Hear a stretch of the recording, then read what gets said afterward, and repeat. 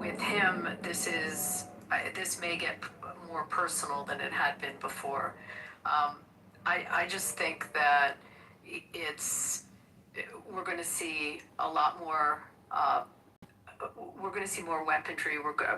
We probably will go in harder. You'll see the scramble of Pakistan and Qatar and everyone and Turkey trying to get us back to the table. And in a sense, we may still be at the table, but this is just one of our negotiating tactics, is to come hard at them. It's kind of what I think is going on. But I definitely see this becoming more personalized from the IRGC public towards him than we saw before. And that was it. Thank you, Abby. Well, they try opponents of any country or any organization. It's an excellent tactic to personalize it and make it about one individual. And we know that Donald Trump's a very controversial figure, and we know that in our society, where we are not just permitted but actually encouraged to publicly criticize our leaders, that he's like a lightning rod, and much the same way as Israel is being personified as Bibi Netanyahu, not as Israel, by Israel's detractors. And so it's a tremendous tactic. It's obviously going way beyond political rhetoric when you're trying to assassinate the President of the United States. That's for certain. I would agree that, as I said earlier, a lot of this is tactical. He's wielding both the carrot and the stick. The question is whether these folks in power in Tehran or wherever they're hiding out these days give a damn about that. And there's no political war of attrition there. There's a political war of attrition in the West. So I guess we'll see which way it goes. Thank you, Abby. We'll go to Brian, followed by Anson. Hey, Gary. Iran and the United States was never on the same page. Trump would put out a statement, they would put out an opposite statement, or no, that's not the way it was. I know somebody had yesterday a signed MOU, but from everybody, so you would think that they would stick to the agreement. We did the honorable thing and took the blockade away. We took off the sanctions. We upheld our end of that agreement that we were willing to go to. They never opened that straight. There were some few ships that went through, but they never really allowed that strait to be open. So we kind of stepped in this in the very beginning, and Trump gave it a try, but time for the MOU and the peace talk is over. So we really don't have any choice but to go to war, either until we see a regime change, or at least until that regime agrees that they're going to stick to an actual memo of understanding and stick to the rules. I think they were playing games and stalling as long as they could for whatever reason. Maybe they were rebuilding or getting their stuff into place or whatever, but I think they were stalling and playing games and never intended to do peace, and it shows. Why would they, why did they bomb that cargo ship? Why would they say that the ships couldn't go through Oman if they were wanting peace? I think, the United States did their part. I mean, Trump immediately took the blockade away. I mean, and I personally think he should have waited on that, but, it's his call, but at least he did do our end of the bargain. They never held up their end of the bargain. As far as I can see, they never really agreed fully to that memo of understanding, and we're not really going to have a choice. And maybe, hopefully Trump can get, at least a majority of the people behind him, and knowing that, look, we tried and it didn't work, so we're going to have to try something different. And that's where I am with it. Thanks. Brian, as I mentioned yesterday, history shows this should be no surprise to anyone. Iran and its proxies, and we use the term proxies, but let's just be clear that these terrorist groups that have been attacking Israel, including on October the 7th, are doing so at the direction of Iran. The command and control is from Iran. The financing of it is from Iran.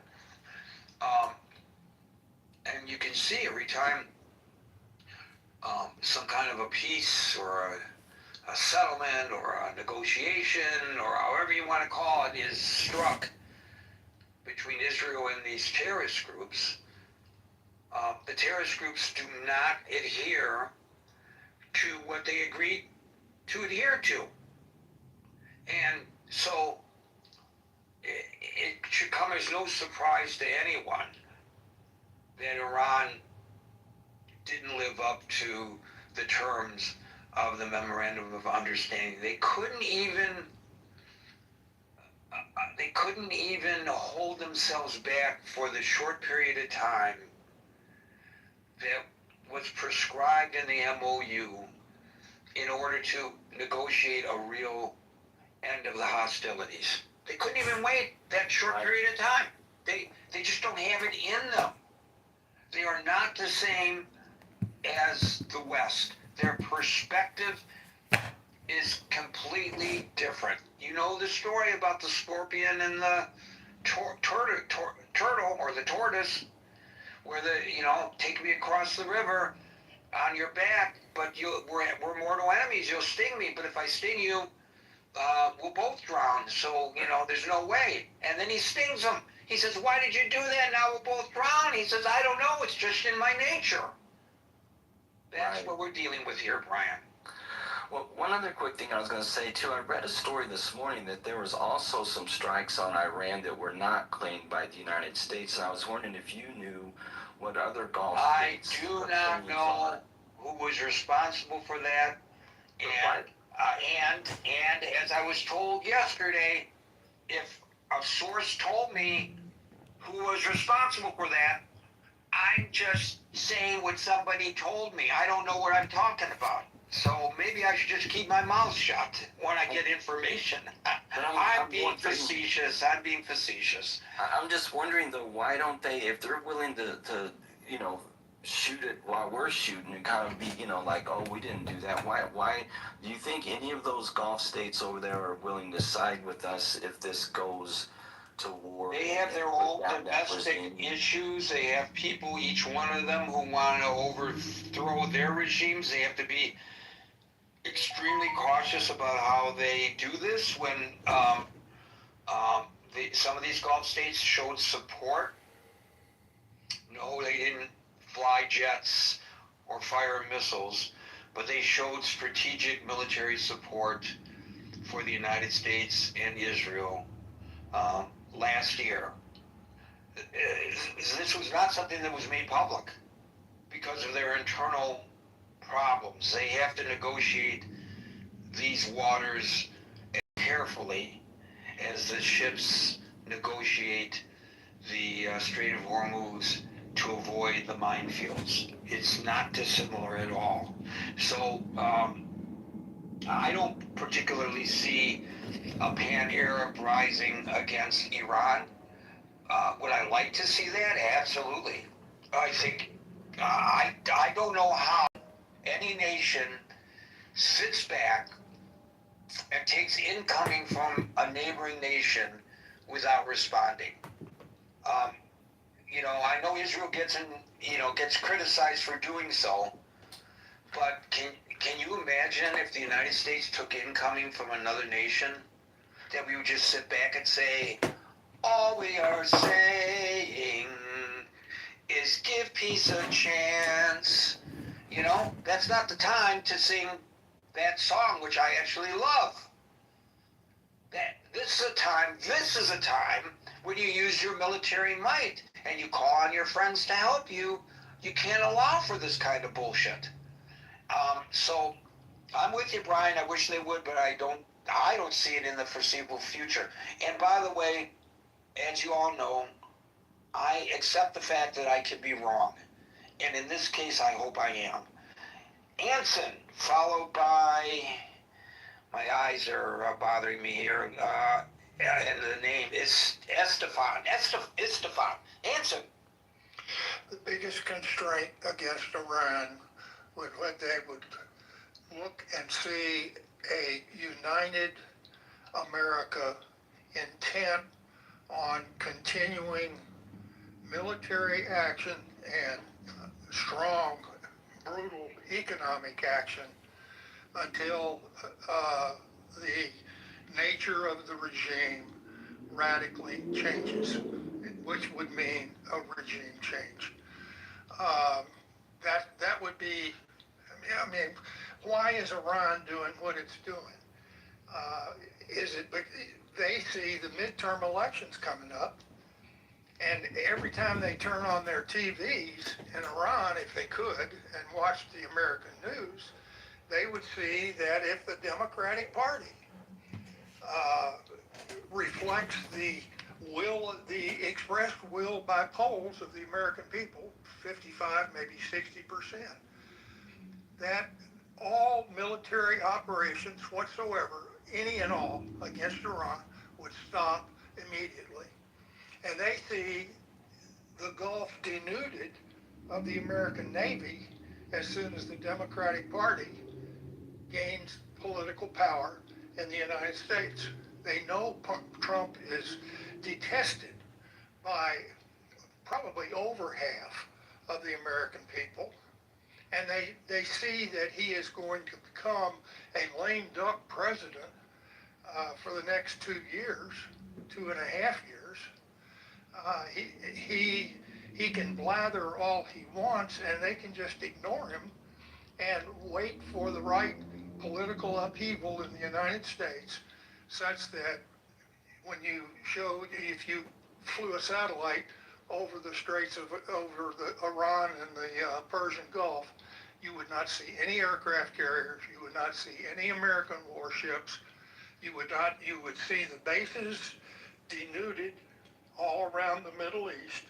An isolationist America withdrawing to its own borders, and all for the sake of ensuring that we keep gas prices cheap.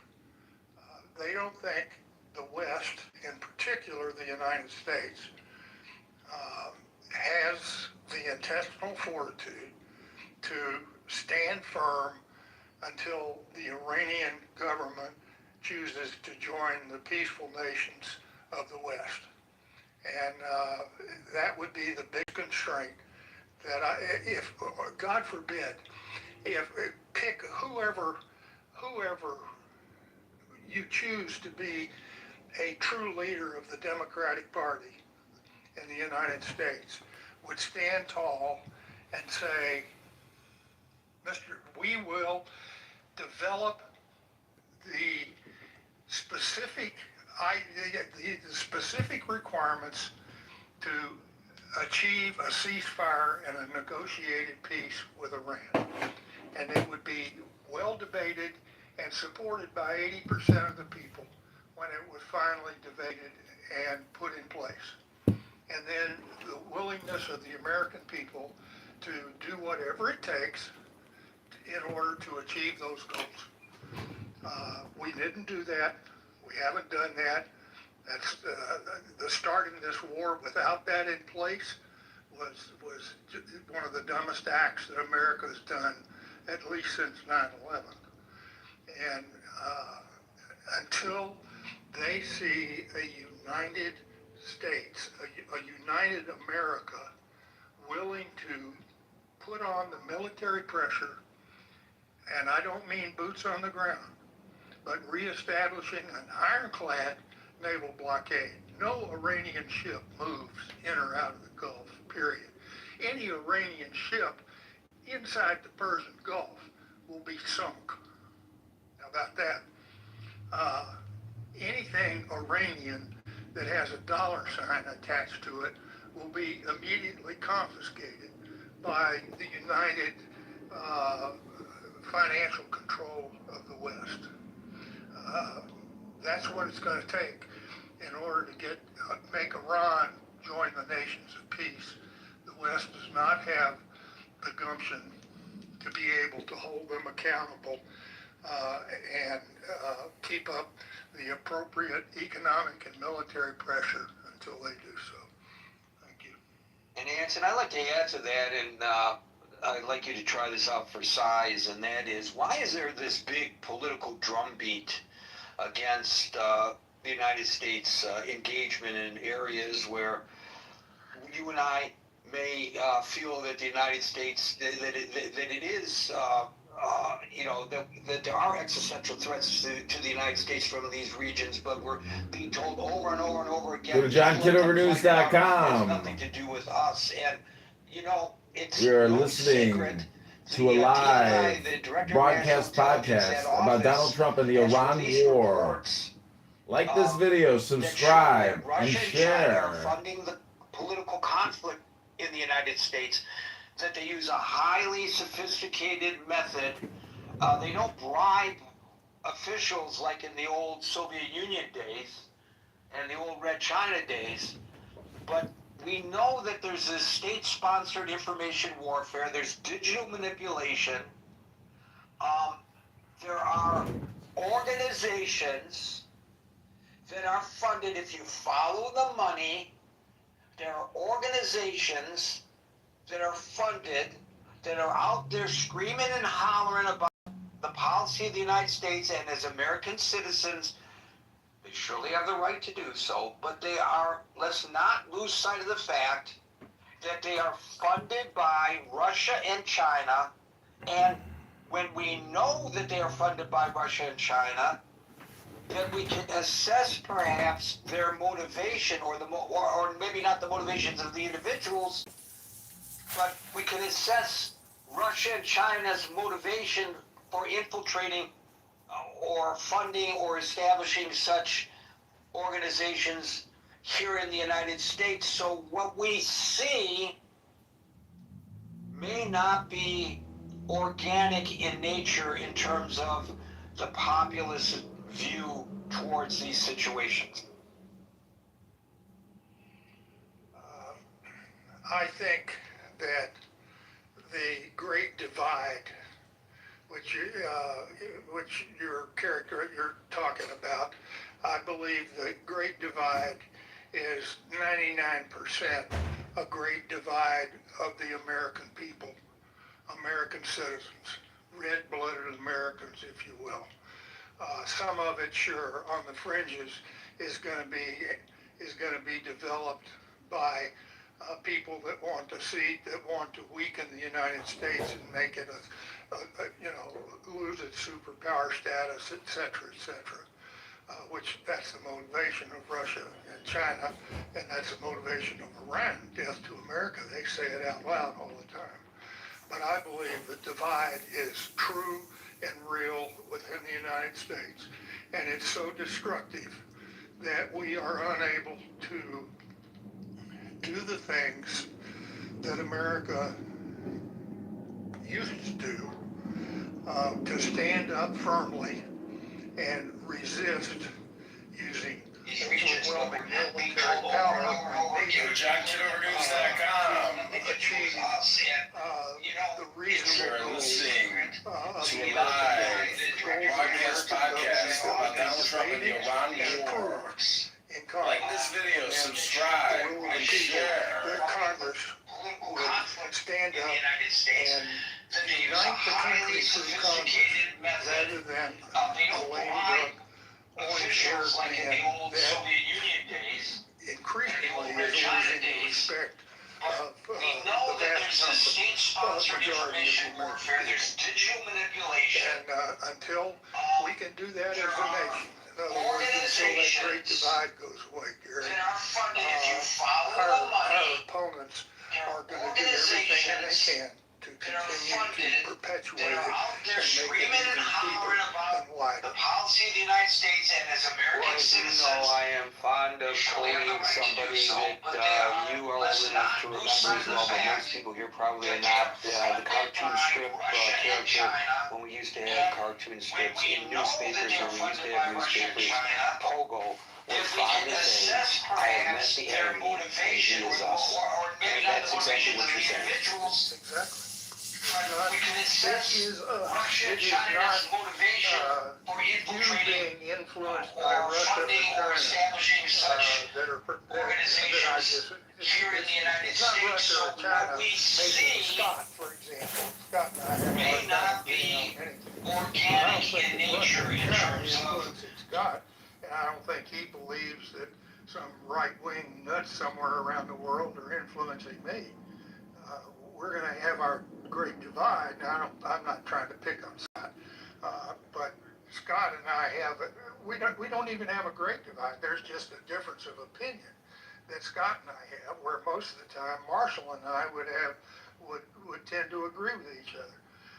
But that's the natural ebb and flow of politics in the United States without any foreign or other untoward influence. Thank you, Anson. We'll go now We're to listening to a live broadcast William. of the news regarding the Iran war with Donald Trump. Go to ChicagoNewsIncorporated.com. I'm talking to you from Tehran. I'm so happy there are people like you, and especially Alan, who understand we people who took hostage by this Islamic fundamentalist government who killed us months ago. And during this war, they had some people in the street with gun. They threatened us to avoid from a revolution. They are afraid from a revolution to take place. They spend our resources for the terrorist groups. We so pleased Mr. Trump, who killed Khamenei, and he did his best, and we become so happy if there would be a boots on the ground and regime change. But I know Mr. Trump is responsible for his country's benefits, and it cost so much for him and his country. But these efforts they do for their own benefits maybe has some benefits for the people of Iran, and I don't know what would happen after this, but remaining of these terrorist groups in Iran would cause lack of sources, lack of water, lack of everything in my country. They waste everything for terrorist groups. Thank you. Thank you, Esteban. And it's rare that we get to hear from somebody in Iran. And I know you're literally putting your life at risk by doing this. So we appreciate your contribution. And if you feel comfortable and safe, please join us again in the future. William, followed by Daryl. So Iran is not like us. You started by making asking a good question.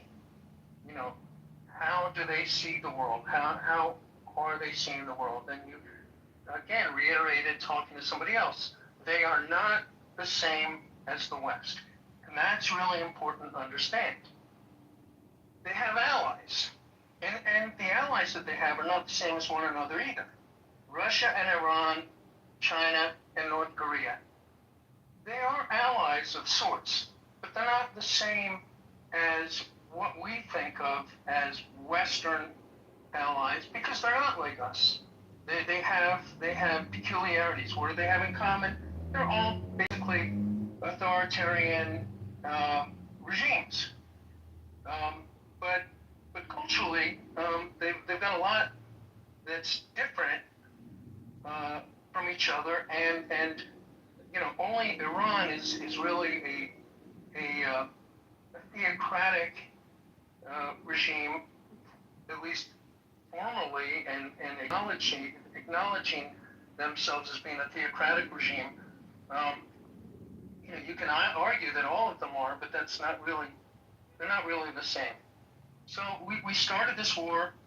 We went into the war without consulting with our own allies, and our structure of alliances was the greatest strength that the United States had for 75, 80 years until recently. And so in the first part of the Trump administration, there was a general destruction of the alliance structure. There was a lashing out based on this Monroe doctrine.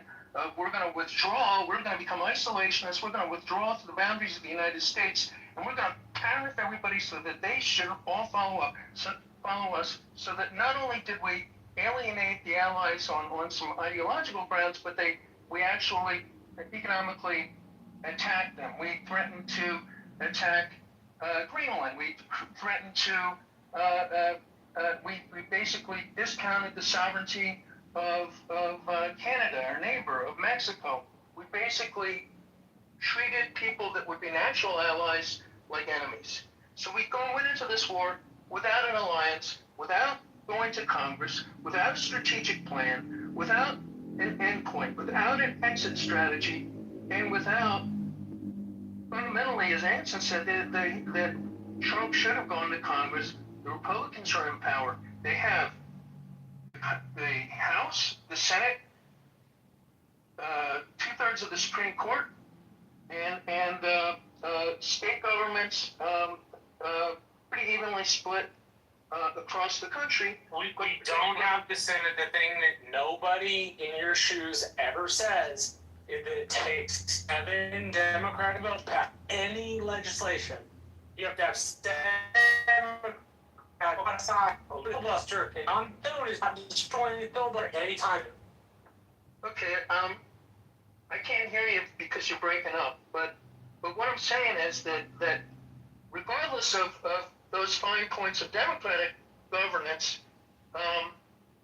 we went in without doing the basics of having a strategy, a plan, an exit strategy, an endpoint, and even consulting, getting some sort of authorization for use of military force, which would have entailed going in front of the American people and garnering support of the representatives and the American people. We failed to do that. So we went to war. We went to war with basically a Secretary of Defense who titled himself as Secretary of War, who's basically picked because he looked good on Fox TV and was a good theatrical player. Okay, but what does this have to do specifically with the Because we question? went in and lost. And when we went in and lost, we don't acknowledge it. And now we're scrambling around for what do we do now? And they are not the same as the West. Let's suss this out just a little bit. You say Trump went in and lost. Did he not secure a memorandum of understanding leading to a ceasefire? That was not a victory. That was, and we can argue this later, but I believe that was basically articles of surrender. Well, Articles of surrender. I'm not talking That about was a memorandum of understanding, which is historical different. Definition of it. I'm No, talking there about is a practical purposes. distinct difference. No, there's a The palace of Versailles, of all places, to sign it. Okay, so there's Oh a my God, difference. there is a distinct difference. There's a distinct difference between signing something that is a losing thing and signing a memorandum of understanding. Simply because you don't like Trump doesn't mean you have to portray every little thing as a loss, William. Well, I agree with Gary that we need to see the world through their eyes. And I don't think we saw the world through their eyes. Okay, so I want to go back to the question that I was trying to ask you there, William, and that is, so you see it as a surrender, but did they did not the memorandum of understanding, the agreement was that they would open up the Strait of Hormuz? I think the memorandum. I think it was. They never opened up the Strait of Hormuz. I didn't ask that. The question I have specifically is, wasn't there an agreement on the part of Iran to open the Strait of Hormuz?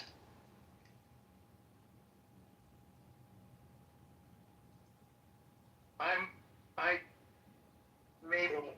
No, Maybe no there maybe was. about it. There are 14 points and they're pretty unambiguous if you read the memorandum of understanding. They agreed to open up the Strait of Hormuz. They agreed to not impede the flow of, the transit of commercial shipping in the Strait of Hormuz. I'm not arguing whether they affected the agreement. I'm saying the agreement was reached. So if you take it on its face value, setting aside your agreement that we need to do a better job of understanding their mindset, and I think we're both in agreement it was almost predictable that things would work the way they are working right now.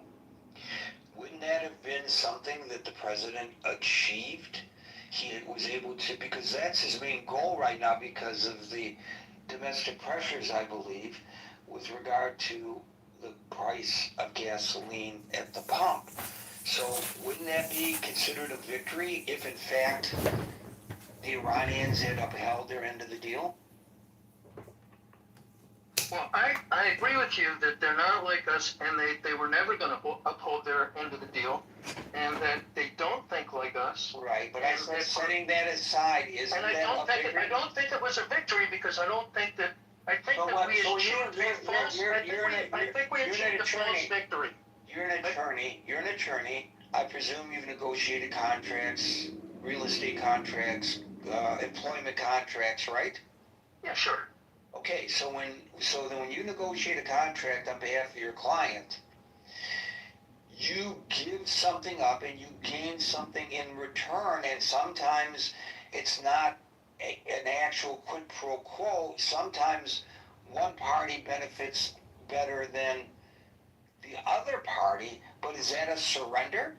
So I've had negotiated contracts, and people will enter into contracts, and I've also been in cases where people breach contracts, as is basically the thesis that you have now, and I agree they breached the contract, but I believe the underlying problem is that we never really had an agreement, and that the victory claimed was a false victory because although we did have an although the agreement, points they we signed agreed to, the agreement. but yes, and they're dirty contract breaks, and they didn't keep their word, and they that didn't live up means to the they're agreement. fault and and not us. There wasn't an agreement, William. Yes, but people breach. Trump breaches agreements all the time. But that's Okay, not we're not talking that's about not what Yeah, we're but we discussing. were talking about Trump before because you said. I just want to say that They they're breached the the only. agreement, When you not want to see us. the world through their eyes, they're not the only William. ones who come to the table who are dishonest or disingenuous. And that Did they hasn't breach the happened in agreement? any of Yes. any of the Well, contracts. did we ever actually have a meeting of the minds, a contract that would be enforceable? Wait a minute. Is there an enforcement Have you mechanism? never had a No. meeting of them? They didn't have a meeting of the minds. The whole memorandum of understanding was BS. I don't believe it was a genuine agreement that they agreed to. I think they breached it. So by your reasoning, any divorce decree is BS because No. a divorce decree only is as good as the willingness of the parties to abide by it. Well, no. A divorce decree is between the people who are married, so that's a little bit different. But but there are it's conditions. sort of like having a contract. There are conditions of divorce decrees, and you and I both know, and you don't have to be an attorney to know this. Because Take it out of divorce and just stick to the real estate. Do people break real estate contracts? Sure, people break real estate contracts. Okay, was it So there was no remedies? agreement. There was no agreement there. If I think the memorandum of if I understanding renege on my was agreement, not if I, to use your analogy, if I renege on my agreement to pay my mortgage payment, then you got to then there go to was no- court. right, and in this case, the court was the president dropping bombs on 90 sites 2 nights in a row. That doesn't mean that there was a surrender. All right, No. all right. Let's forget it's later, but was there an agreement? Because apparently There it was wasn't. an agreement. We signed All right. it. So the dirty contract breakers. Now the agreement's What's broken. an agreement? What Is it are a you going to meeting do of the about it? minds? Was there an offer? Was there an acceptance? Was there? Was Go there- through it. Yes, there was an agreement. Yeah, okay. You're right, Abby. There's an agreement, but one side was insincere about the agreement. Well, okay, And we know that. They didn't. You're Because saying we it all was. know Wait, that. whoa. Let me And now just. that we all you're agree saying- that they William, broke hold the on a agreement. second. Hold on, we all agree that they Are you broke the saying agreement. there was an Now that we all agree that anticipatory they broke the repudiation, agreement. William? We all agree that they've broken the agreement. William, hold on. There's an Abby agreement asked and you they a broke it. question. William, Hold are on, you Abby saying asked there you a was question. an anticipatory repudiation in this agreement? No, I'm Okay, saying that so- the agreement at its inception was just a dodge to cut. William, was that you? 'Cause I didn't mute you. I didn't. Trump was not sincere about achieving victory in the first place in the way he That's said not about this. the point. And let me finish the No, sentence. no, He was no, saying- no, he no. was- That he is had an not the agreement. point. He had That an is agreement not the to point, cut and William. run. Was there an anticipatory renege on the agreement or not? Because you're blaming Trump for something that the Iranians did themselves. And I don't understand why. It's not that I'll difficult to tell figure you out. why. I don't Because have they to be a lawyer to figure out they They broke did the because damn they- agreement. Because they don't think enough about us and the agreement. So that we shouldn't have gone into an agreement. It wasn't So We don't can go never into do an it, agreement. William, but we did, so it's You can there. work reasonably, you can work backwards. Did they have an agreement? It was an agreement that they were willing Oh my to. God. Great. Dude, your hatred of Trump is clouding you from being honest. You are not being honest. You're being dishonest. Yes, they have an Okay, we're gonna- agreement. we're gonna They have move an on. We're gonna agreement move on. that We're- both we're- sides we're were not going to follow. Okay, we're gonna move on because you're obfuscating the issue that we're discussing. But I just want to point out.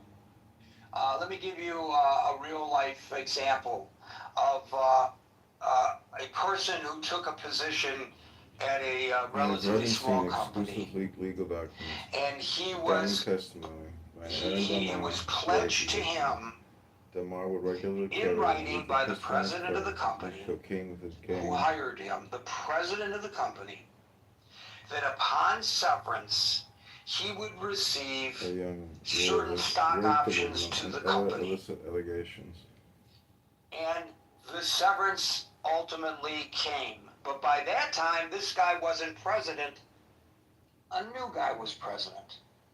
So he says, I want to claim my stock options. This guy said, I don't know anything about this. Well, the contract predates your arrival here. You're going to have to talk to the CEO. It's a small company, so he was able to walk into the CEO's office. He walks into the CEO's office, and he says to the CEO, I have it right here in writing that I would get stock options upon severance. Diamond testimony.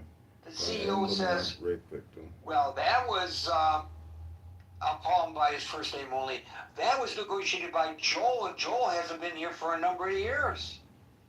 But it's a binding contract. And he said, sue me. Well, the cost of suing him was more than the amount of money he potentially would gain from the stock options, so he left with his tail between his legs. It happens. It doesn't mean there wasn't an agreement, but there was no desire or anticipation by this company to live up to the agreements. No matter what the law says, no matter what recourse the law says that you have. At least in this case, there is some compensation. It may not be a compensation that we want to stomach or that we support, but you saw it. There was, unlike my friend who never got his compensation, the United States got some compensation because they bombed the hell out of some military assets in Iran. And by the way, there is some reporting today that the Iranians recognize that they fucked up when they attacked those ships. They would never say it publicly, but you can read the reporting, and you can agree that its reporting is accurate, or you may agree that it's inaccurate, because I guess reporters, I was told yesterday, shouldn't be believed if they don't reveal their sources, and that's fine, by the way. It's up to you on whether you accept the veracity or not, right? Daryl followed by David. Yeah, so off top, I would like to briefly, if I can, some latitude, I would like to kind of defend William. I've actually signed 7 MOUs in my career, and what I've come to learn is that generally MOUs are not necessarily legally binding, right? The MOU is, you know, me and you, Gary, we're going to come to an understanding, and if you do this and I do that and you do this, we will at some point enter into a longer form agreement that has like more teeth to it. Yeah, but wait a minute, wait a minute, second, Daryl. Yeah. What memo, what agreement between two nations is really legally binding? Huh? How many countries are, our country as well, have been accused of violating international law? Okay, who's going to enforce that international law? Who enforces it? It's only based on whether the parties involved are willing to live up to the obligations that they announced at the time that they signed the memo of understanding. Well, yeah, it's good faith, right? It's the idea of good faith. That's all it is. Daryl, MOUs can be binding. There's certain elements that can make an MOU legally enforceable. And, yeah, but that's why I said, Abby, I said generally. And there's certain clauses generally, in it, not legally binding. But yes. There are certain clauses in MOUs that are absolutely binding. You know, where you have confidentiality clauses and such, they are binding. And if you have a clear intention of the parties, and it essentially covers contractual elements, you can have it legally enforceable. So I just want to tell you, it's not a truthful statement to say that they are not enforceable. But that's not what I said. I said they are generally, I use very specific words, I said they are generally not legally binding. I didn't say they are never legally binding. I didn't say they can be legally enforceable. Okay, well, generally. And it varies from state to state as well. Generally is like the operative word that I'm going with, right? I'm only talking about what William was saying. And is a figure that I write down on at a napkin in a restaurant? I don't know why we're arguing about this. I really don't. I don't understand this. Well, yeah, because what William was saying was technically not wrong, not fundamentally, but technically what William was saying was not necessarily wrong. That was the only point I was trying to make.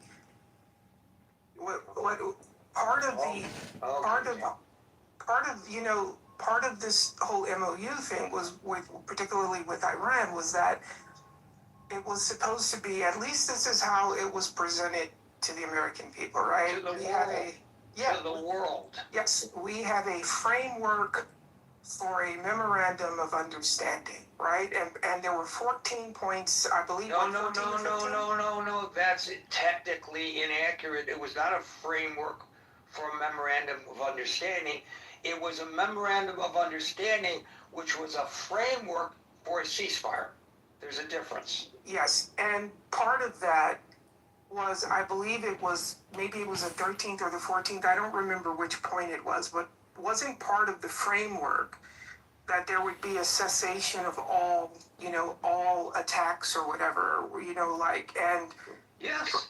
Yeah, so I'm only saying technique. I didn't even come up to talk about any of this. I came up to talk about what Anson was saying. I was just saying, from a technical perspective, what William was saying was not necessarily inaccurate. What I actually came up to say, because I thought Hanson was Anson was so on point, right? Like, we haven't, it hasn't, we've talked about this, Gary, like for the past 3 weeks. This was never sold the right way, right? It was never sold in a way that the average person walking down the street understood what was at stake and what the purpose was, right? It was shifting. First it was this, it's not a war, it's a skirmish, it's not a skirmish, it's a war. It's a this, it's not a that, it's not a... I don't know. It's like if you were selling stock and someone was asking you, Gary, about this stock, and you can't get a clear message to this potential buyer as to what this investment is. I guess my question would be to you, what would you do as the buyer in this particular sense? Is it just, okay, I'm just going to go with Gary because, even though Gary's not really explaining this to me the right way, but he's asking me for my money, I'm just going to give Gary my money and just let it be an act of faith, right? We can't deny that the messaging on this has been an absolute clusterfuck from the very beginning. And again, I've said this before. This country absolutely has a collective memory of us being told that Saddam Hussein had weapons of mass destruction and that he was going to imminently use these things. And that's why I say history is undefeated. Time is the world's greatest detective. Okay, but wait a minute. Why do you make that analogy when in fact it's absolutely acknowledged that they have nuclear weapons program? It's absolutely acknowledged that last year 3 of their facilities were obliterated by U.S. attacks with the assistance of Israel. So why would you even use that analogy that we have this collective memory of us being lied to about Saddam Hussein, so therefore we're being lied to, or the public believes it. The public doesn't believe we were being lied to. Everybody knows that there were nuclear facilities there that were attacked by the United States. There's no denying. You're missing the point. My point was not necessarily whether they had them or not had them. My point is confusion causes doubt. And when the message is not clear, then people can do nothing but rely on memory. I didn't say whether they had them. That's not true. That is nonsense. Okay, based on what? That is absolute nonsense. People have the ability to compartmentalize things, and I really have problems with people who come to the stage and denigrate the ability of the American people to be able to comprehend what's going on. They may not be attuned to it, and the general public certainly is not as engrossed in it as we are here in the critical thinking forum, but people are not going to sit around in bars saying, we can't believe them about this because they lied about that. They're able to recognize that in fact there's a nuclear threat coming from Iran. Do you deny that statement? I disagree with you about what people think because I don't tend to speak for everyone. I do know that, hold on, I do know that in my crowd. You just did, absolutely, because you talked about the collective memory of the American people. So when you talk about collective American people, you're talking about everyone. So you open the door. I would disagree with that. Well, you know what? If I were the judge, I would say, Counselor, you open the door to that line of questioning. You were the one who interjected it. Now you want to pull back from it. No, I just said I disagree with your interpretation of collective memory. I don't think we're disagreeing. I'm kind of lost here because the only thing I'm saying is I came up to agree with Anson that this was not sold correctly and that people have a right to say, hey, am I being told the truth? And it kind of feels like what the opposite opinion is like, well, no, people should just agree to agree or just step aside. And I just somewhat, I'm not even disagreeing with you, Gary. I just disagree with the premise that this was not sold the right way. Well, I And never people have suggested their that it was doubts. sold the right way, and I have been critical of the way it was sold and the fact that the mission changed so many times, as it has in previous iterations of military prowess by the United States. My only objection is that you used as your analogy the weapons of mass destruction allegation vis-a-vis Saddam Hussein, and then you superimpose it over this, and I object to you doing so because it's not the same thing, and you're implying while saying, well, I'm not really saying it, but you certainly are implying that that's what's happening here, and you and I both know that's not what's happening here. That is a technique of debate, but it's not a fair technique of debate. Okay, I just agree with Anson that if you want to get the majority of people behind a cause, and if you say the mission changed, well, did the mission change? Did the mission actually change, or did the messaging change? Because they would be two distinct things. You know, the value to Iran the value of Iran to America has historically been its oil. And I don't think there's any denial of this, right? We went into, we overthrew these guys in 1953 because Iran asked British Petroleum for an audit. Churchill and the CIA led a coup that overthrew this government. And, like Malcolm X, I'll shut up now, but Malcolm X, when JFK was killed, he said the chickens come home to roost. And I think sometimes, I agree, sometimes the chickens come home to roost. Is that what happened when he was killed? Did the chickens come home to roost then? Say that again. Malcolm X was assassinated as well. Did the chickens come home to roost then? Yeah, you could absolutely say when he started talking, when he found out about those women having babies, yeah, the chickens came home to roost. Interesting. Thank you, Daryl. We'll go to David, followed by Home. Yeah, Gary, great room so far. Appreciate the dialogue here.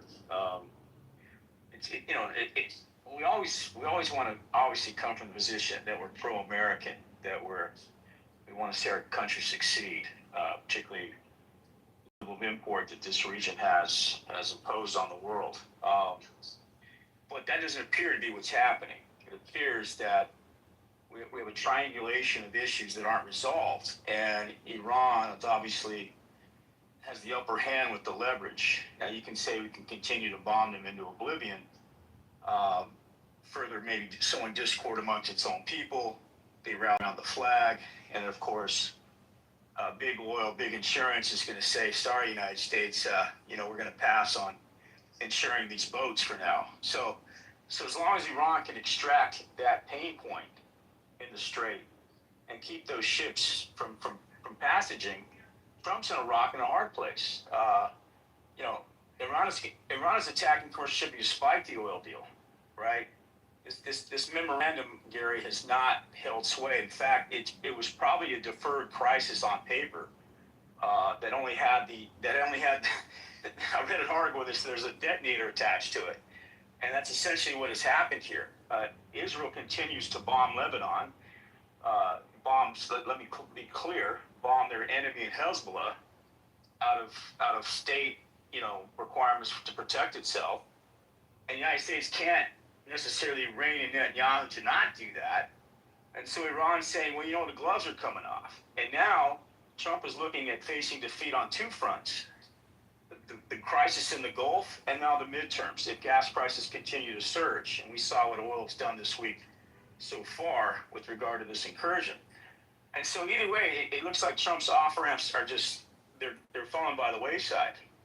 And so Iran's continued to weaponize and leverage in a way that they didn't have before February 28. And now, show us the cards then at that point. Absent sending in our troops, absent putting boots on the ground and doing a full wage incursion, which will then light up the right. I mean, to Anson's point about the divide, there's not only a divide against the left and the right, there's a divide within the right. So Israel's looking at divide to the left right now too, isn't there? Both of the parties are facing threats from within, right? Correct.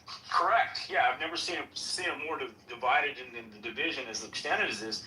And all the hard-won gains that Israel's earned with regard to the party affiliations and going, a one policy, two nation approach to the Middle East is now being sandbagged by talk show hosts and all the talking points coming out of the right. And if our men and women go over there and die, then I mean this presidency is over. Because it won't happen overnight. I mean, I think if we could do it in 6 months and take out the regime, I think the American people would go for that. But I don't think that's possible. And maybe I'm wrong, but I mean, I'm not a military guy. My heart breaks. Like I said, I have a nephew who just signed up for the Marines, so he's clearly on the front lines of potentially going over there. But make no bones about it, Gary, Iran is not afraid of whatever the hell they signed. They're not going to be beholden to something where they feel their interests aren't being served, right? And maybe they're using this latest incursion with these ships to extract an even better deal. And I don't think Trump is in a position to get a better deal than the one that he got. So that's I think that is what Iran is bargaining for here, is to get more leverage. Get more of a position with regard to the rebuilding their economy, and of course controlling the ships and setting the freight. I'm going to check you on that. If they were interested in rebuilding the economy, they would have adhered to the Memorandum of Understanding, because the Memorandum of Understanding opened up the floodgates for them to receive billions of dollars, literally. And so if it was about the economy, they would have said, okay, we'll go along with this. But it's not about the economy. My question is, who threw the first punch? Did Iran throw the first punch? Yes, the Iranians threw the first punch in this memorandum of understanding. They broke it. They attacked 2 oil ships in contravention of the memorandum of understanding. They were not supposed to do it in the first place, and they did it anyway. Stop and think about it. If you look at it logically, which of course we cannot when it comes to Iran, look at it logically. Listen, Iran, all we're asking is that we return to the way it was before with regard to the Strait of Hormuz. We're not asking you to give up anything. We just want the Strait of Hormuz to be open like it was before all of this started. And you know what? We'll remove the sanctions. We'll let you do international banking. We'll return your money that we are holding offshore. We'll give it to you. You can rebuild your economy. Knowing Donald Trump, maybe he'd go in there with the Trump organization and make some money rebuilding their economy with gold-plated buildings all over the damn place with the name Trump on them all. They could have had all of that. And yet, no way am we going to uphold this. We're going to attack 2 ships on the Oman side of the strait because we can do it, and we're going to show the big evil empire, the United States, we can. Doesn't matter what memorandum of understanding we signed. We can do whatever we want, and that's what they did, David. So what would you expect the president to do at that point? Well, then the response needs to reflect the breach of that agreement. Now, He bombed 90 sites in one night. Yeah, but then he's absolutely reflected the breaking of the agreement. 2 nights in a row. It absolutely reflected the breaking of the agreement. What did you expect? As he said, what did you expect him to do? Well, can I make one comment, David? on something Well, you the said? question I have is, sorry, the question I have, does this agreement mean Israel's supposed to stand down as well? And was that broken? Israel was not part of the We agreement, cannot so why mandate bring what Israel onto the Israel agreement? does. We Iran's cannot making mandate that what case. Israel does. We don't Iran's have the making that power. case. We don't control their political system. We don't control their military. We don't control their air force. We can't mandate that they stand down. We just can't. And It's let me not tell you, possible. let me just say as an aside, Abby, if you don't mind for a moment. Let me just say as an aside, that kind of conflation, I'm not saying there isn't an Israel aspect here, because Israel certainly stands to gain by the demise of this regime. Israel certainly stands to gain by the eradication of the terrorist groups that Iran funds. Israel certainly stands to gain by the elimination of the nuclear threat of Iran. Absolutely true. But to conflate everything with Israel is a very dangerous thing. Why do I say it's dangerous to do that? Dave doesn't have a mean bone in his body, I believe. But I will tell you, David, why it's mean. A very dangerous thing to do.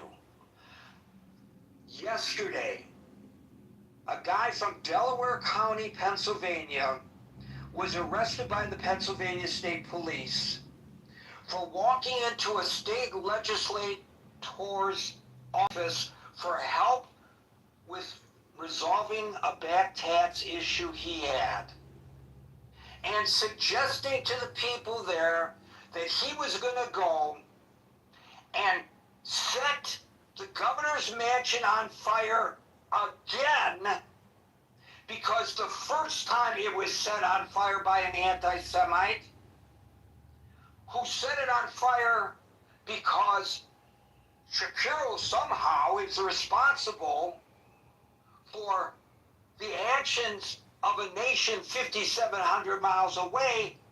Shapiro has to be taken out. So, and his family, the guy said. So he's going to go back there and set that mansion on fire again and finish the job the first one did, get rid of Josh Shapiro and his family, as if the governor of Pennsylvania, because he's a Jew, has anything to do with the policies of Israel, whether you agree with those policies or disagree. I'm going to call bullshit from now on anytime somebody says he's doing what Benjamin Netanyahu told him to do. Nobody tells Donald Trump what to do. Some people say that's really a great part of his personality. Some people say he's an egomaniac and he should park it and listen to his advisors when they tell him what he should or shouldn't do. But I think we can all agree, whether we adore the man or whether we hate the man, nobody tells him what to do, much less Bibi Netanyahu. And so let's not conflate something that doesn't really exist here. Yes, we have mutual interests vis-a-vis Iran, and it's an absolute imminent threat to Israel, Iran, not so much to the United States, but we're not completely indemnified from it. But that does not mean that we are doing Bibi Netanyahu's bidding here. And, you know, I'm not making that claim, Jerry. No. But I'm trying to explain to you, by conflating the two in the manner in which you did, you're putting Jews here in the United States in danger. Not you. I'm just saying, when people do this, they put Jews in the United States in danger. Because every one of these attacks on the Jews, the claim is they're attacking the Jews because of what's going on. What about the babies in Gaza? What does a Jewish person walking out of a synagogue in Brooklyn have to do with the babies in Gaza? Do I know whether he supports the Israeli policy or not? I don't know, and it's none of my business. And even if he does support it, what does he, do they take a referendum of the Jewish populace in the United States before deciding what they're going to do over there? Does anybody really logically believe that? So I'm calling bullshit on the analogy and merging the two issues. There's an overlap, yes. Yes, there's an overlap of interests. But on at least two and maybe three occasions that we know of, the President of the United States picked up the phone and called the Prime Minister of Israel, the leader of a sovereign nation, and said to him, "What the fuck do you think you're doing?" That's an exact quote from the President of the United States to the Prime Minister of Israel. So to suggest that that Prime Minister is telling the President of the United States what to do is absolutely absurd. No, but I never made that argument, by the way. No, I know you didn't say that explicitly. But the optics of a Prime Minister, Netanyahu, making many visits to the United States to meet with Trump and all that, it provides, unfortunately, these ignorant talking points. Okay. Let me call him up right now. Hey, BB, if the optics of this are bad, BB, don't come and talk to the President of the United States, BB.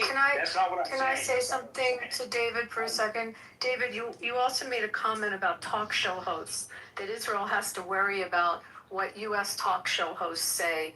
I need to quote Golda Meir, one of my favorite quotes, and she said, if we have a choice between being dead and pitied and being alive with a bad image, we'd rather be alive and have the bad image. So much for the talk show hosts. It's a sovereign nation trying to stay alive and not be annihilated by the threats coming out of Iran.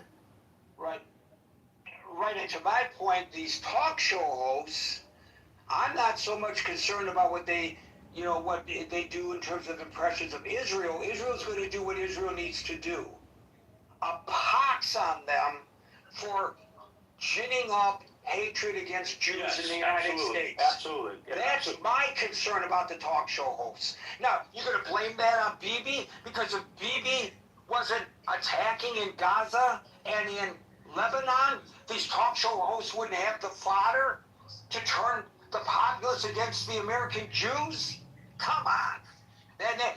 That's the line of reasoning that's out there. And it's got to be challenged every time that it is made, in my opinion. And that's why I've devoted almost 100% of my writings, if you've noticed on my social media, to this issue, protecting the Jews, because they're under unbelievable duress in the United States of America and around the world in the diaspora. Yeah, absolutely, Gary. I don't fault you at all for your campaign. I think it's very timely and necessary, and more journalists need to take to the airwaves and the internet to do that. No, absolutely, and it's an unfortunate the threat against the president, the threat against the governor of a state. Yeah, for sure, 100%, Gary. I bet you 9 out of 10 people. Not just that, Gary. A potential presidential campaigner for the United States. Did you know about this threat before I mentioned it? The second one? No. Yeah, no. Why? Why is it not getting coverage? When Gretchen Whitmer, when they busted those guys for plotting the kidnapping and killing of Gretchen Whitmer, it became national news, and rightly so. How come this hasn't become national news? Right. Absolutely. Come on. Let's call it for what it really is. And I'm not blaming you for the problems of the Jewish people at all, David. Thank you. I appreciate it. No, I know you're not. I appreciate that. I know you're not. Okay. All right. Well, those are my points. Thank you for letting me speak. And hopefully the others can have time to say what they need to say. Thank you, David. Let's go to Homer, followed by Philip.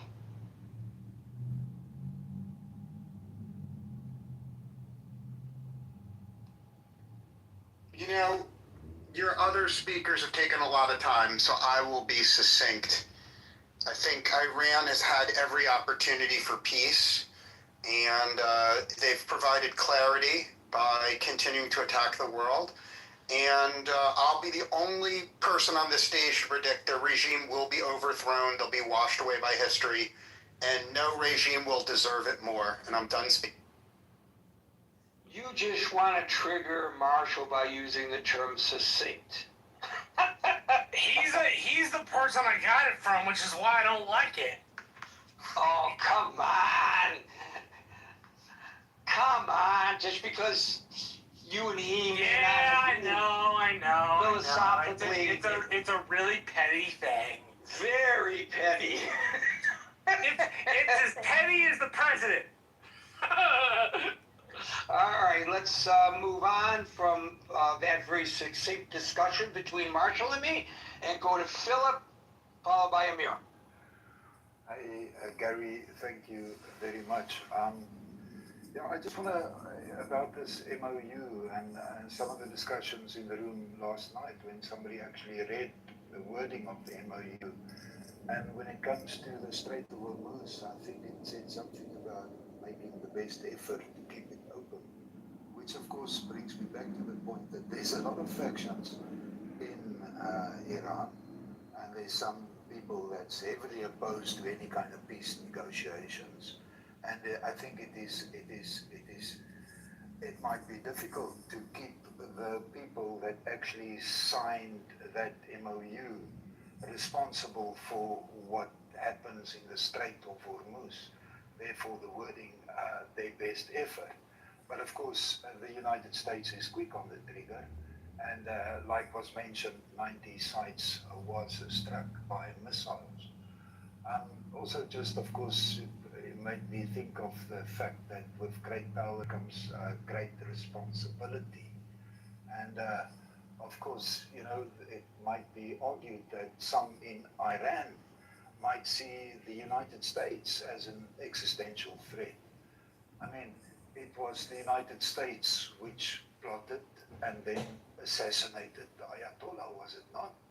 And half of his family, which of course violence begets violence. So when the Ayatollah is being buried, I don't know, to me, those people shouting those, horrible things.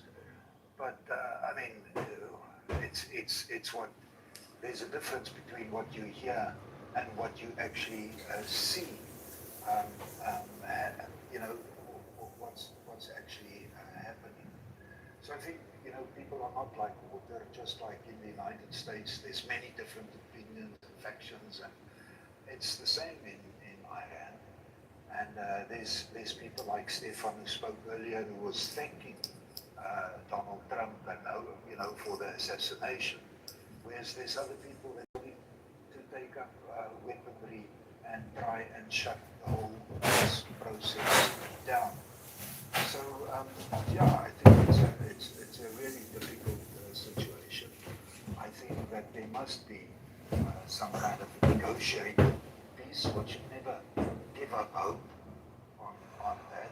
I think religious fundamentalism carries some blame, and education and a proper example, and not always to answer violence with violence. Sometimes, as we can see, it is definitely not the answer. And some of the rhetoric, like we hear this, that Iranian people were made by God to show other people how evil people are. That's not the rhetoric which provides a good outcome in terms of wanting to have peaceful negotiations and people just living peacefully with a little bit.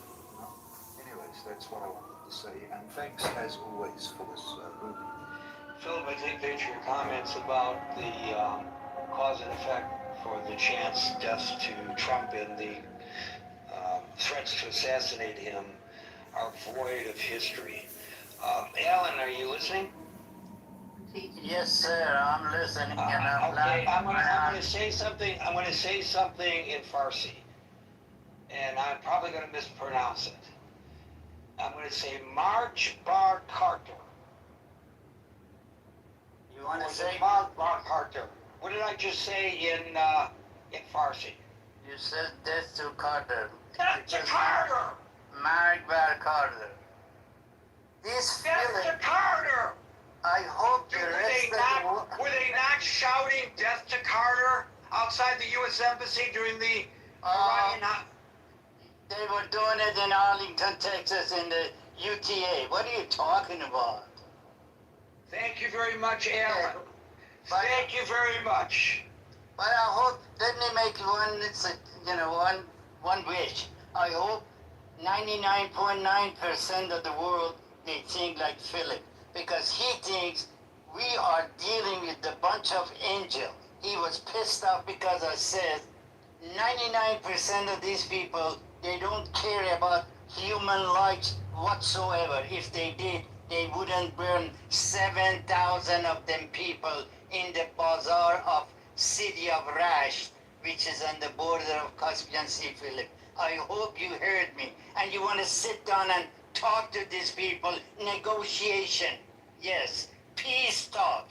You sit down, talk to the peace, it shoot the son front of the father, and they make the father 75 million toman pay to get the body for the bag, and the bullet hit his son and it killed him. You want to sit down on the table and negotiate with these people. Thanks to you. I hope the rest of the world think like you. We will be living in the heaven. Back to you. And remember, as Alan sometimes mentions, he hasn't mentioned it today, their governmental philosophy, which is a theocratic philosophy, is to spread this around the world, starting with Europe. That's not an opinion, that's a fact. Amir. Oh, I just say that I'm here in South Africa, and I would want to share the atrocities that can occur. I mean, it would be shocking to all of you, but I don't, because I want to have hope for a world where we can live in some kind of negotiated peace. So I'll go out with, all we are saying is give peace a chance. And as I said when I first sang it, that's one of my favorite songs. But you know, you and I, Philip, can negotiate a peace. If we're having an argument, you and I can negotiate a peace. Why? You and I are reasonable people, and we will say, well, it's to the benefit of both of us to resolve this. This regime does not think the way Philip and Gary do. Amir. Hi there, guys.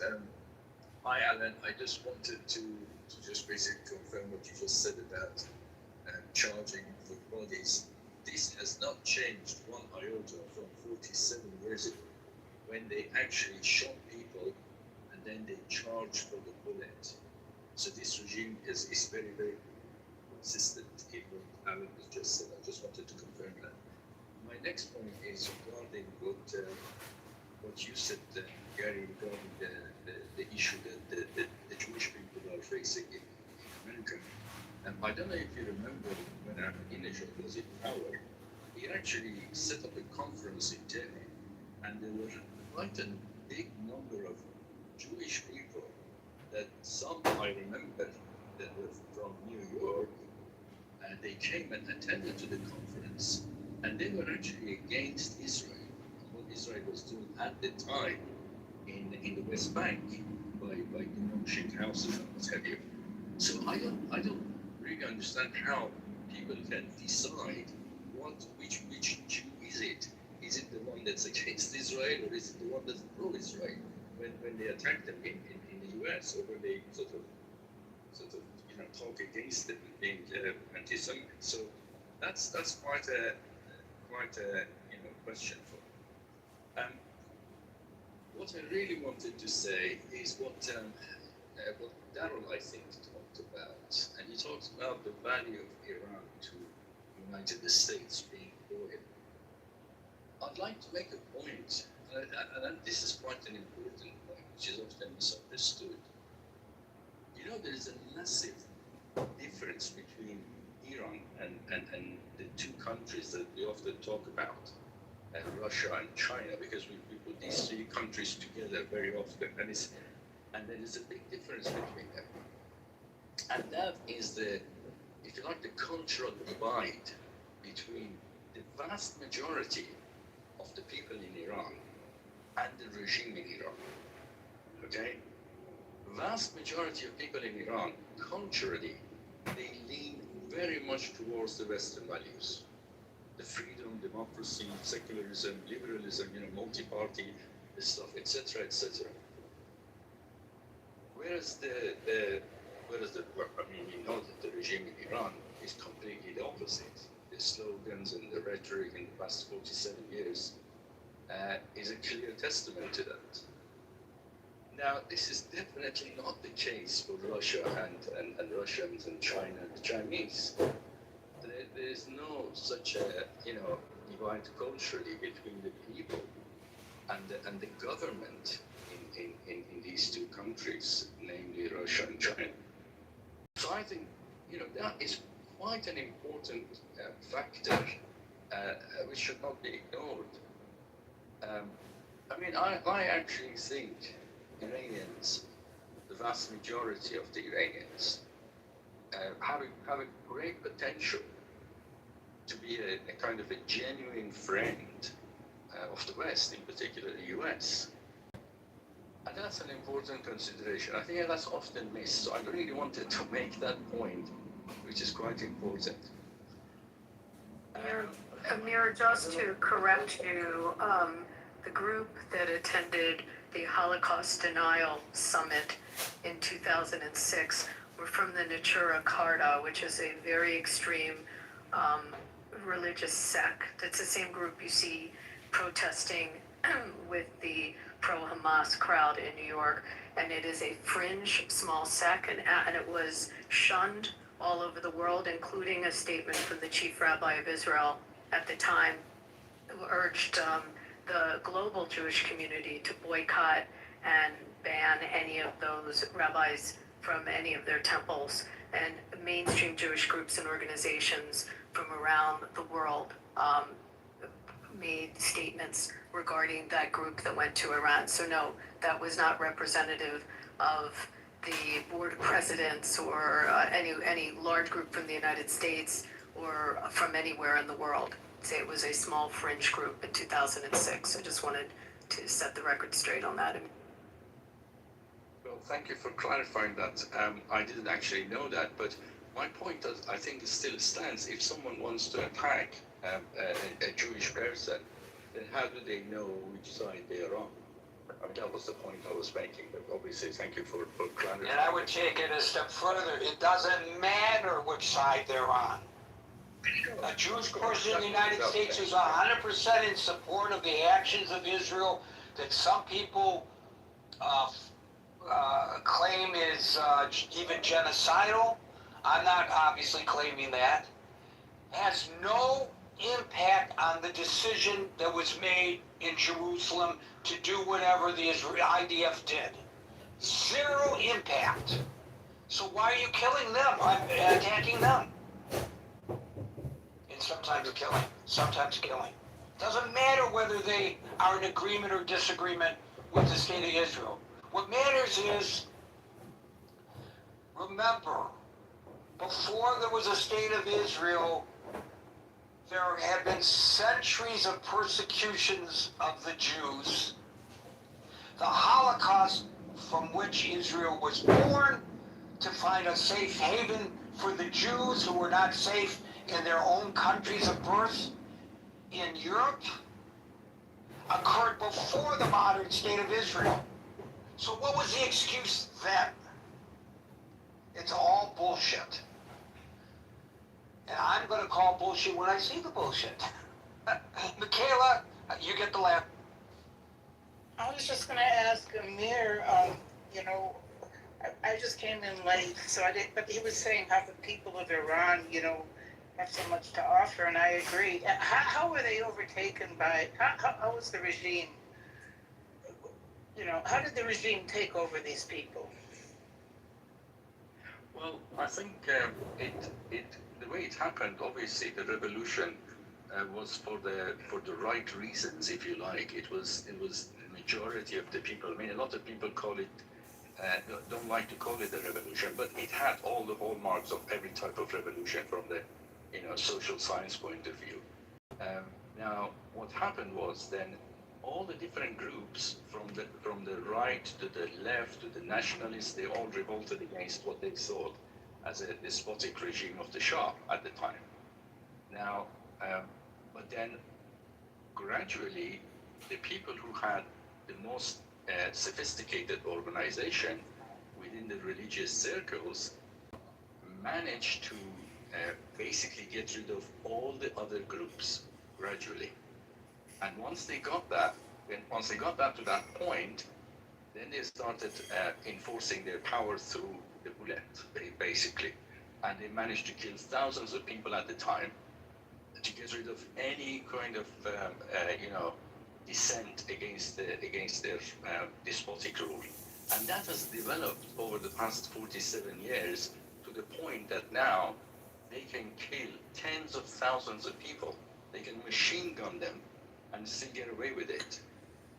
I mean, it's amazing that the world community doesn't call it a genocide when something like that happens. And yet in Gaza, for example, they can call it a genocide. So, it just mind boggles, basically.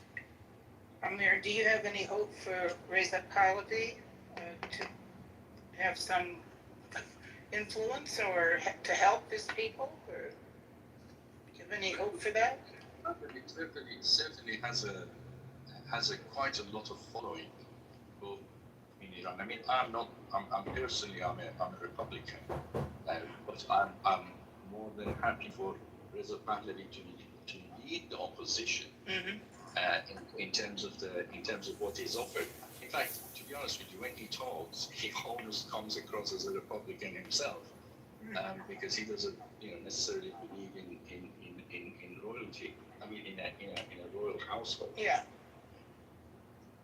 Yeah, that's my answer. Yeah. Okay. Thank you. Yeah. He seems to have, people have backed off. They've given up on him, or they've given up on the people. It's, there was a lot of hope at first for another uprising. Yeah, I think the problem with that is that is a classic problem of too many chiefs and not enough Indians.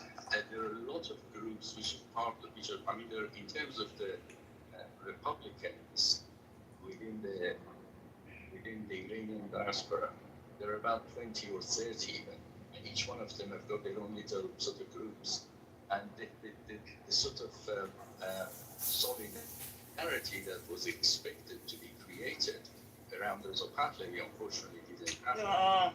Because sorry. Yeah, I thought that there would be infighting within Iran, but there's infighting in the diaspora. That's what happened. That's exactly what happened, yes. Yeah. That's too bad. Very bad. So Pahlavi, by the way, has said publicly that what he aspires is to lead a temporary interim government, and then let the people of Iran decide what form of government they want. And then once they decide what form of government they want, he wants them to have free and open elections, and then he would step down. He has no desire, as Amir says, at least publicly, of maintaining some royal ascension as had been the case before. Right, Amir? The problem, Gary, was that Donald Trump decided that he would choose someone from inside Iran to have a deal with. I think, and he basically dropped Reza Pahlavi, and that was a mistake. He said that, but that doesn't mean Iranian give up on him. See, the reason Gary said that, it is because the propaganda machine outside Iran, they are financially well up to above them head. they don't hesitate to spend millions of dollars just for being these to do this. They use this thing outside of Iran. They says, look at the Afghanistan, look at the Iraq. If America attack us, the Taliban, they're gonna destroy you. This is the scare tactic they use in this regime use in Iran. The same thing is outside. So Reza Pahlavi is a lot smarter than this. And he says, that's what he says from the beginning. He says, I am just the source, can pass your word with the 7 language I know to the rest of the world. I can sit down with the delegate, I can sit down with the government, I can bring your voice to them and tell them, this is all I'm trying to do at this moment. When we go, and then he set up the temporary plan for changing the regime, there won't be any vacuum involved. And then he says after that it's up to the people.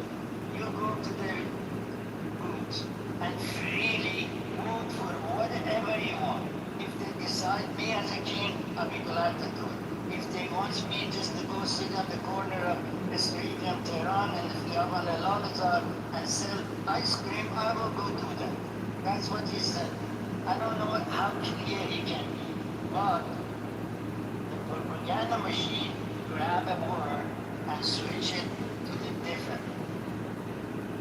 What's really, really unfortunate, and I think some of them reached Donald Trump's ears. A lot of time, folks, we're here Monday through Friday from 5 p.m. New York time, so to 5 p.m. New York time on Monday. For the next edition of Thinking Forward, everybody be safe, be well, have a great weekend, and peace out.